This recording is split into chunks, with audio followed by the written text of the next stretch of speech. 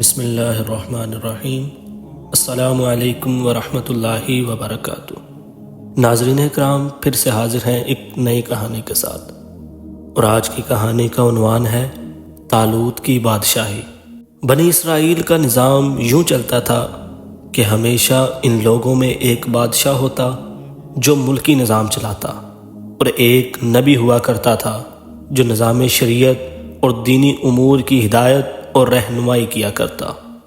اور یوں دستور چل رہا تھا کہ بادشاہی یہود ابن یعقوب علیہ السلام کے خاندان میں رہتی، اور نبوت لادی بن یعقوب علیہ السلام کے خاندان کا ترائے امتیاز تھا۔ چنانچہ حضرت شمویل علیہ السلام جب نبوت سے سرفراز کیے گئے تو ان کے زمانے میں کوئی بادشاہ نہیں تھا، تو بنی اسرائیل نے آپ سے درخواست کی کہ آپ کسی کو ہمارا بادشاہ بنا دیجئے۔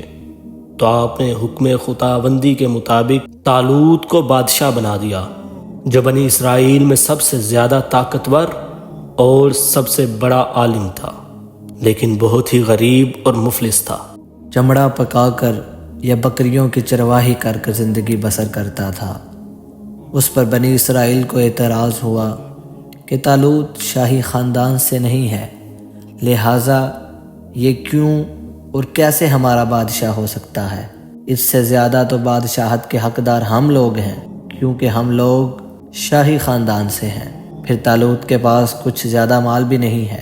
ایک غریب اور مفلس انسان تخت شاہی کے لائق کیسے ہو سکتا ہے؟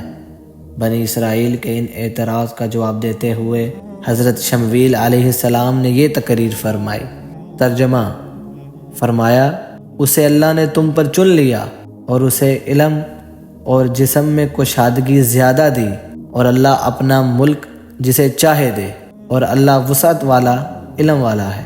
اور ان سے ان کے نبی نے فرمایا، اس کی بادشاہی کی نشانی یہ ہے کہ آئے تمہارے پاس تابوت جس میں تمہارے رب کی طرف سے دلوں کا چین ہے۔ چنانچہ تھوڑی ہی دیر کے بعد 4 فرشتے صندوق لے کر آ گئے اور صندوق کو حضرت شمویل علیہ السلام کے پاس رکھ دیا۔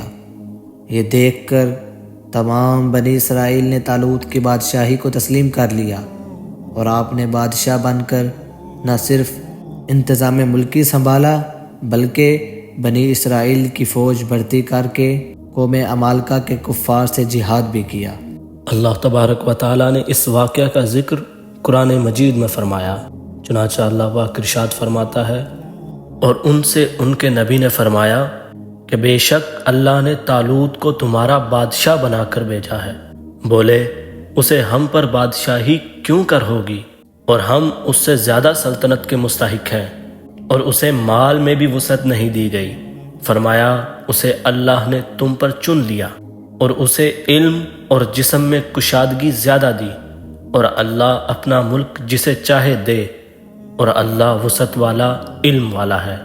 اور ان سے ان کے نبی نے فرمایا، اس کی بادشاہی کی نشانی یہ ہے کہ آئے تمہارے پاس تابوت جس میں تمہارے رب کی طرف سے دلوں کا چین ہے، اور کچھ بچی ہوئی چیزیں ہیں اس میں، معزز موسیٰ اور معزز ہارون کے ترکہ کی، اٹھاتے لائیں گے اسے فرشتے، بے شک اس میں بڑی نشانی ہے تمہارے لیے اگر ایمان رکھو۔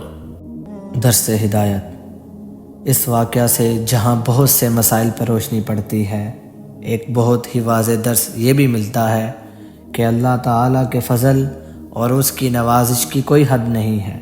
وہ چاہے چھوٹے سے چھوٹے آدمی کو منٹوں میں بڑے سے بڑا آدمی بنا دے۔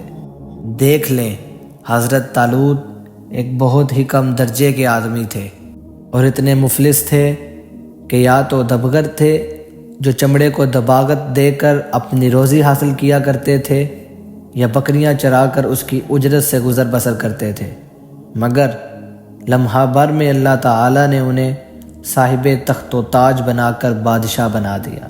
اس واقعہ سے اور قرآن مجید کی عبارت سے معلوم ہوا کہ جسمانی توانائی اور علم کی وسعت بادشاہی کے لیے مالداری سے زیادہ ضروری ہے، کیونکہ بغیر جسمانی طاقت اور علم کے نظام ملکی کو چلانا اور سلطنت کا انتظام کرنا تقریباً محال اور ناممکن ہے۔ اس سے ظاہر ہوا کہ علم کا درجہ مال سے بہت بلند تر ہے۔